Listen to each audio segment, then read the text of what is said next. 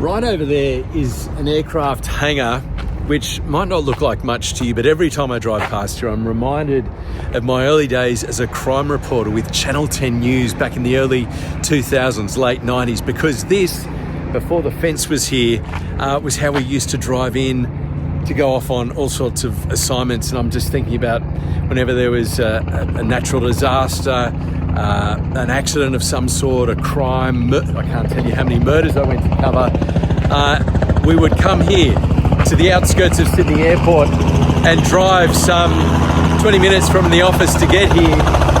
And I remember what it was like, because just getting down here would take such a long time to get here, and sometimes by the time you got to the hangar there and they'd wheel out the chopper before you'd even gotten the chopper and taken off, the story had changed or whatever, or you'd finally get up in the air, and this is right at Sydney International Airport, so there's a lot of activity, and by the time you got airborne, you'd be aware that the competitors, Channels 9 and 7, were already well and truly off and running. They'd got a head start on you, and so it was always an interesting journey coming out here. Anticipation of the story and how you were going to cover it, what was going to happen. There's so many possibilities.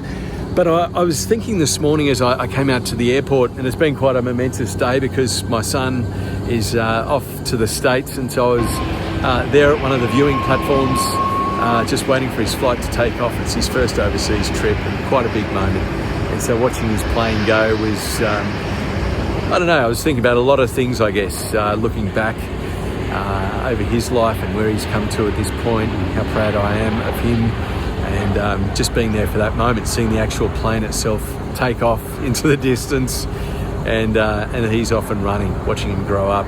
But as I drove past here, I couldn't help but stop and come back, because I remember how I used to think of it at the time, sort of being the third of the commercial networks in Sydney. It always felt like the poor cousin to the other two. They had their own helicopters at the TV stations. They could just virtually walk out of their newsrooms and be in the chopper in a couple of minutes, whereas Channel 10, we had that half-hour drive to get out here from the city, and we always felt like we were sort of, had so many setbacks before we even started. And I didn't realise, being able to fly to a location in a chopper, I mean, I knew it was a bit of fun. I really enjoyed doing it. But back in the day, I sort of always felt like the number three. We'd be getting there late, taking a long time to get home. And in a competitive news environment, being there that late does matter. And but now looking back, I mean, when I left Channel 7 a couple of years ago to start this business, suddenly what I used to look back on decades ago as a bit of a third place bronze medal, suddenly, a couple of years ago when I left it, it was no longer this, journos just never flew in helicopters. Camera operators would go but the whole business model for TV news had just completely changed, and there was only one helicopter that was shared between two of the networks, 7 and 9. Channel 10 hasn't had a helicopter for years. So what I used to look back on years ago and think, oh, poor us, I now look back and think what luxury that was that we got to fly everywhere. But it also puts clear in my mind the value of capturing the moment. And news networks all around the world have put so much budget behind having their TV reporters in particular travel to all sorts of locations all around the world to be there on scene to tell the story. And friends, this is the power of your story.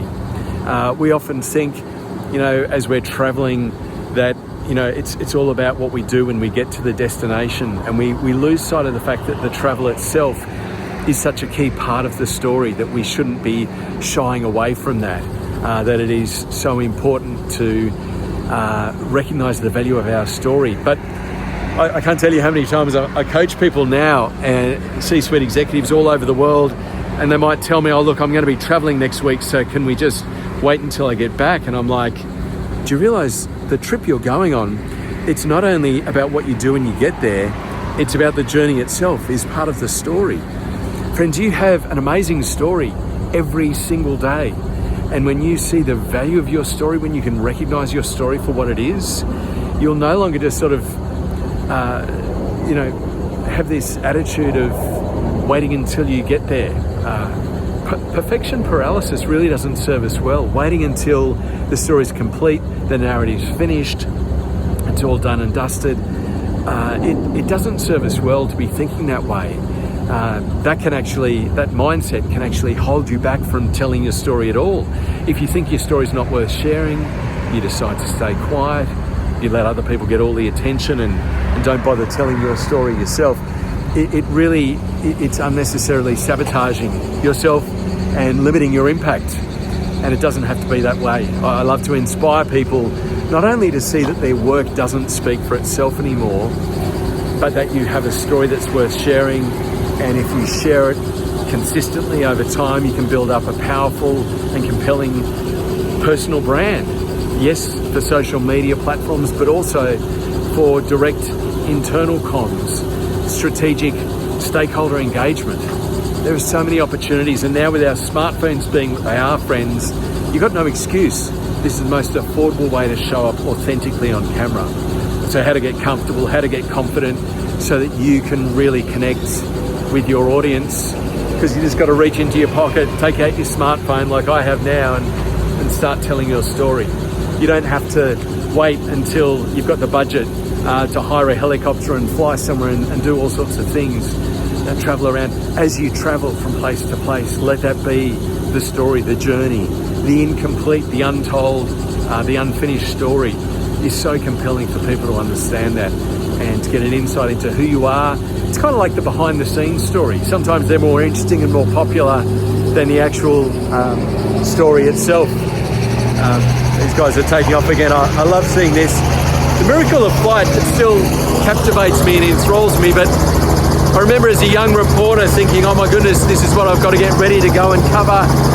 You know, there's been some horrible murders all across the state that I've been to cover, horrible events, car accidents, dog attacks, a ship that ran aground on Newcastle Beach, the Pasha Volca, all these events, and I would be sent to cover them in a helicopter. And as a young reporter, feeling out of my depth, feeling like, you know, did I have a voice? Did I have relevance? And do I have the confidence? And kind of am I comfortable in my own skin enough to be able to show up and share my story? As I hear this helicopter, sort of the engine picking up, and I can't tell if it's about to take off again. He just came into land. Just saw a minute ago. There he goes, taking off now. I think to myself, these were the moments where you think, goodness, here we go. The network is investing in me right now, and I've got to have my A game running so that I can tell the story. Yes, in that context it was for news, but now I'm here to coach you as a business leader, as an entrepreneur, as a founder, as a C-suite executive of large organizations. You have incredible stories. It's not just about the corporate logo anymore. This is about your personal brand. This is about how you show up authentically to tell your story. Thank goodness it's no longer as complicated as it was for us. Myself and a camera operator hopping in, actually there was a pilot who would be based out here on standby who would push it was a little motorized trolley that the helicopter would be trolleyed out of the hangar to a position where the helicopter could take off, and we'd go off to cover the story wherever it was, whatever was going on. But it was me and a camera operator. I got to sit in the front as the journo, which was always a bit of fun because you had the responsibility of, sitting up the front. I mean, they needed the camera operator to be sitting behind the pilot would sit here in the same position that a driver would sit in an Australian car, and behind them, the camera operator would be able to open the back door and film out the back of the helicopter. Gosh, there's so many memories coming back now just looking at this hangar. But it all lands beautifully for me as I kind of reminisce on so many levels. Yes, about my son heading overseas. Yes, about the days at Channel 10 before I went to 9, before I went to 7, before helicopters were sold off. Looking back now on, I never thought looking back that they would be glory days where journos were able to travel in helicopters. Now there's only one helicopter shared by all the networks, and it's there he goes. And it's the camera operator sitting in the back with a robotic. They don't even hang out the side of the helicopter anymore. Things have changed at a rate of knots, and news organisations no longer have all of the capacity that they once did to tell as many stories as they used to. And so, what does that mean for you and your organisation today? An incredible opportunity to generate your own content, at the same time as limited opportunity and reducing opportunity for other organisations, traditional media outlets, to be telling your story for you. The need for you to step up to the plate, the opportunity for you to do the same is just so great. It's so clear.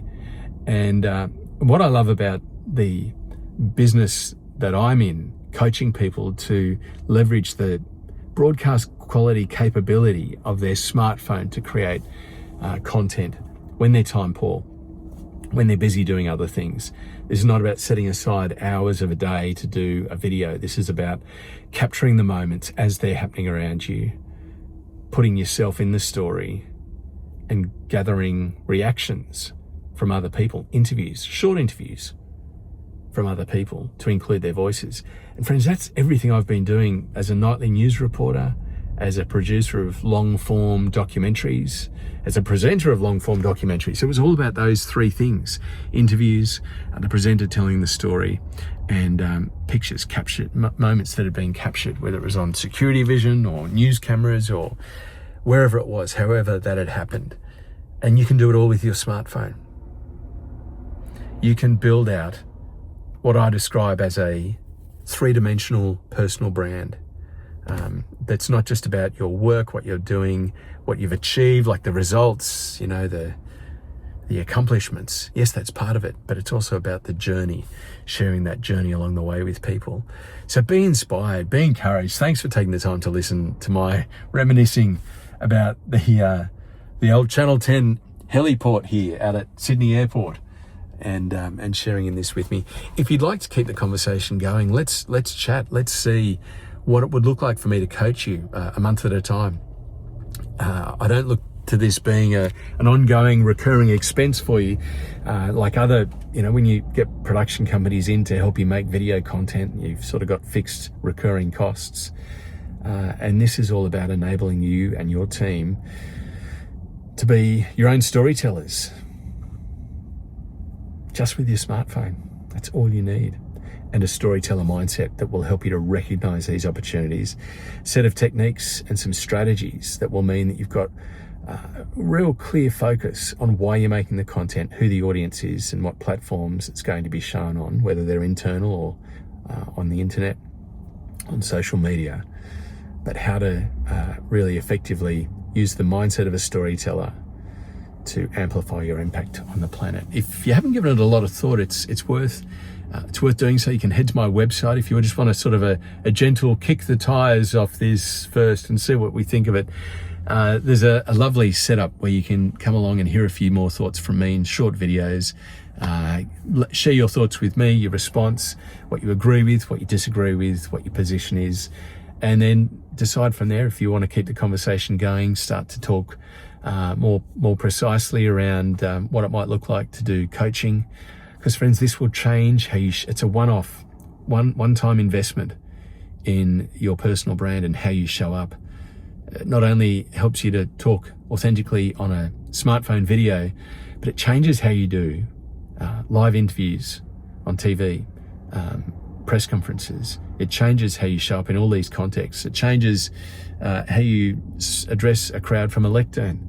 It just gives you an ability to be more comfortable in your own skin. It's really exciting. I love doing this work now, coaching with motivated executives who want to leverage not only the technology in their pocket, the smartphone that's sitting in their pocket at all times, but also the compelling stories that are happening around them all the time, to actually see their life and what's happening around them with a new pair of eyes. So I hear this helicopter coming in. Makes me interested.